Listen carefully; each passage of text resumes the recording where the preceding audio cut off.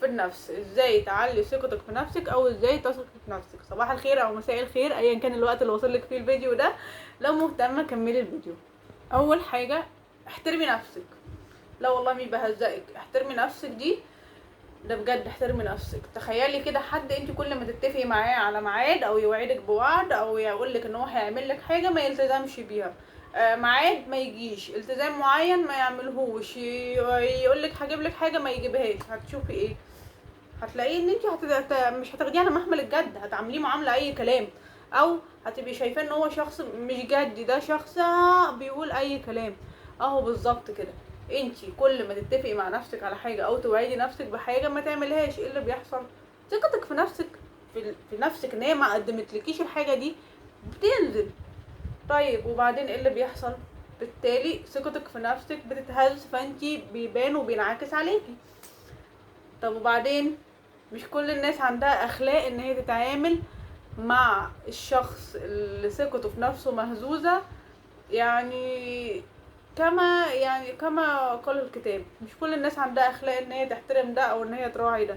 فصدقيني ده هيأثر عليكي جدا في علاقاتك، لان الناس هتبقى شايفاكي، ده نظرتك لنفسك او انت شايفه نفسك ازاي او القيمه اللي انت مدياها لنفسك بتنعكس عليكي، وبالتالي الناس بتتعامل معاكي بيها.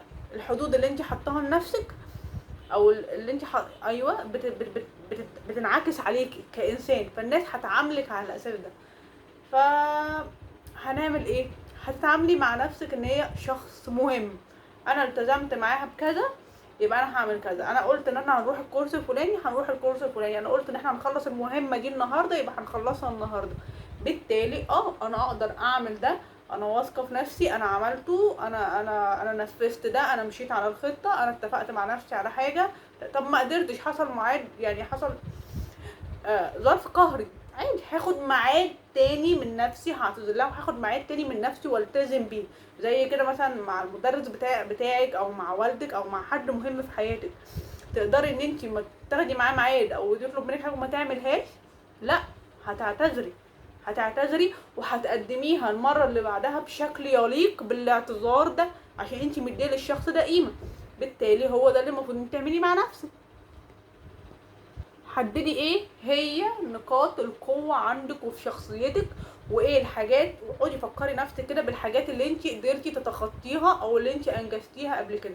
طول الوقت فكري نفسك ده، ليه؟ لان ده هيخليكي مقدرة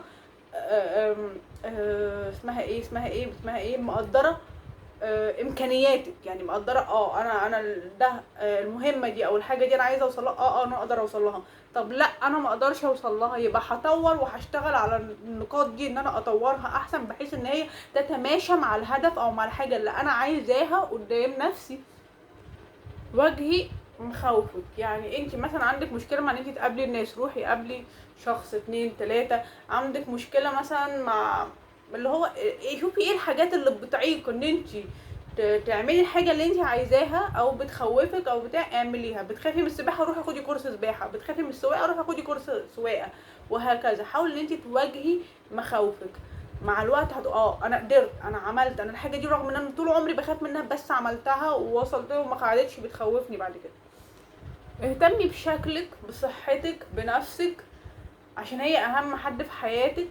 هي ممكن تكون باينه ان هي حاجه سطحيه، بس لا، يعني انت كده شوفي راقبي نفسك، وانتي في اليوم اللي انتي لابسه فيه كويس، حاسه ان انتي لابسه لبس انتي مرتاحه فيه، شكلك فاهم، بصيتي في المرايه مبسوطه من شكلك، بشرتك عملتي روتين بشرتي النهارده، عملت شعري بالشكل الفلاني، لبست اللبس اللي انا كنت شايلاه لمناسبه معينه او حاجه معينه.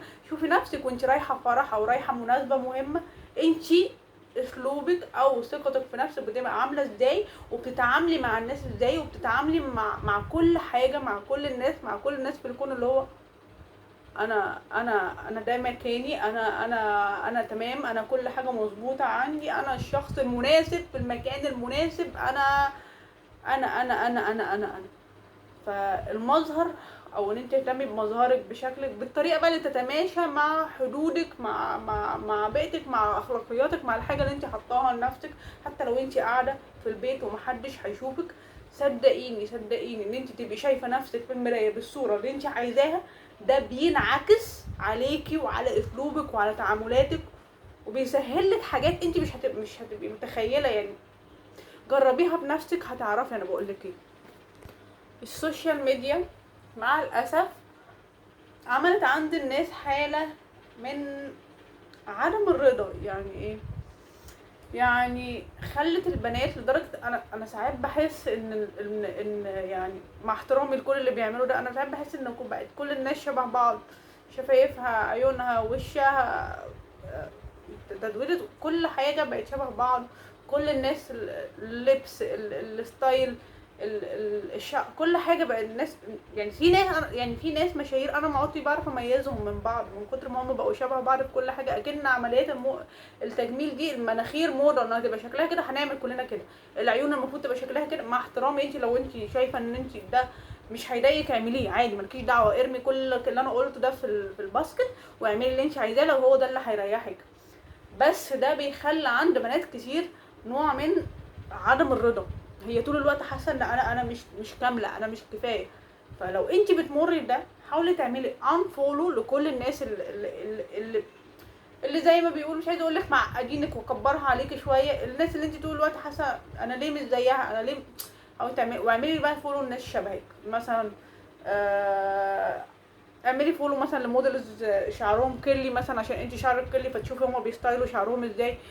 لو انت مثلا حاسه ان انت جسمك مليان او نحيف بالزياده، اعملي مثلا فولو لناس شبهك، شوفي هما بيلبسوا ازاي، بيتصوروا ازاي، واثقين في نفسهم وحابين نفسهم، رغم ان هم عندهم نفس الحاجه اللي انت شايفه ان هي مش كامله عندك.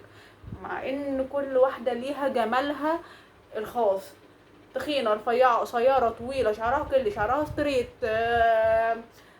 بيضة، قمحوية، فاهمة قصدي، اللي هو سمرة. كل بنت ليها جمالها الخاص. وصدقيني اللي بيحدد ده نظرتك، وانت شايفة نفسك ازاي، فبالتالي بينعكس عليك. انت شايفة نفسك ان انت جميلة وان انت كفاية، هيبان عليكي، هيبان على اسلوبك، هيبان على كلامك، هيبان على نظرتك لنفسك، هيبان على كلامك مع الناس. فبالتالي الناس هتبقى شايفة الجمال ده ولمساه. لغة الجسد دي انا مش هعرف اتكلم فيها الصراحه، محتاجه اقوم اتشقلب شويه. بس حاولي ان انتي تقري عنها اكتر، تفهمي اكتر عن موضوع لغه الجسد. الناس اللي بتكون واثقه في نفسها. ايه يا عم الموتوسيكلات دي، انا قاعده في ماراثون. فتفضلي طول الوقت ان انتي كنت بقول ايه، ان انتي لغه الجسد ان انتي تشتغلي عليها. لان في الاول انتي صدقيني في الاول بتفكي الموضوع، يعني بتزيفي الموضوع، بتصطنعي الموضوع. بس في ناس كتير بتقول ان الموضوع بعد كده بيجيب نتيجة. الاول الموضوع بيبدأ بزيف او اصطناع الثقة في النفس، بعد كده بتنعكس وبتبقى هو دي انتي فعلا. الجليس الصالح، الصحبة. انا اتكلمت في الموضوع ده في كل الفيديوهات. الناس اللي حواليكي، خليكي معاكي ناس دايما، او حاولي تقعدي في وسط ناس اغلب الوقت، او دايما قد ما تقدري ناس بتدعمك، ناس فعلا شايفه الحاجات الحلوه اللي فيكي، ناس فعلا شايفه مميزاتك. مش ناس طول ما انت قاعده تقطمك، انت فاكره ان انت مش عارفه ايه، فاكره لما عملتي كذا، انت فاكره ان انت هتقدري تعملي كذا، انت فاكره مش عارفه ايه، انت شايفه ايه، ايه شعرك ده، ايه جسمك ده، ايه وشك ده، ايه مش ايه ده، ايه ده، ليه اصلا ده عقاب، ده جلد ذات، ده دي جلسات تعذيب نفس ان انت تعمليه في نفسك ده. لا، حاولي انت تحيطي نفسك طول الوقت. مفيش، ما تقعديش اللي هو بقى لو هم ناس انت مضطره قوي انت تتقابلي معاهم، ماشي هنتقابل معاهم. بس الاكتر ان انا اللي انا بقوله لنفسي او بعيده لنفسي، او ان انا اتعرف على ناس فعلا تبقى شايفه الجمال اللي جوايا. التوكيدات يا بنات، الكلام اللي انت بتقوليه لنفسك، الكلام اللي انت بتكلمي بيه نفسك. انا قادره، انا جميله، انا اعرف اعمل، انا عملت كذا، انا تخطيت كذا زمان، انا عديت بكذا، فاكره لما انت كنت في كذا وعملتي، فاكره لما حصل لك الموقف الفلاني ورديتي، فاكره لما عملتي مش عارفه ايه، فاكره لما كان الوقت قليل على الامتحان وقدرتي تتخطي الامتحان ده. الكلام اللي انت بتقوليه لنفسك، مش انا طول الوقت انا مش قادره، انا تعبانه، انا مش كفايه، انا مش كافيه، انا مش جميله، انا مش حلوه، انا ايه مش عارفه ايه، انا شعري ده، ايه الحبايه اللي في وشي دي، ايه الشعر ده، ايه جسمي ده، ايه اللي مش عارفه. الكلام اللي انت بتقوليه لنفسك، تخيلي انت بتكلمي نفسك بالشكل ده، عايزه الناس تكلمك ازاي وتشوفك ازاي. حاولي تدخلي في حياتك حاجات جديده، اتعلمي مهارة جديدة، لغة جديدة، اقري كتاب جديد، اتعلمي سباحة، كورة، باسكت، بيلي، اي حاجة. عفوا. حاولي ان انت تدخلي في حياتك، ده هيحسسك بالانجاز، وان وهيوسع دايره علاقاتك ومعارفك، والكلام اللي بقوله في كل فيديو ده لو انت خلاص وصلنا لاخر الفيديو. اتمنى ان انت الفيديو يكون فعلا عاجبك ويكون افادك. شكرا ان انت شاركتيني بوقتك الثمين الذي لا يقدر بثمن. لو الفيديو عجبك استاذنك تعملي لايك وسبسكرايب عشان يوصلك كل جديد. شكرا.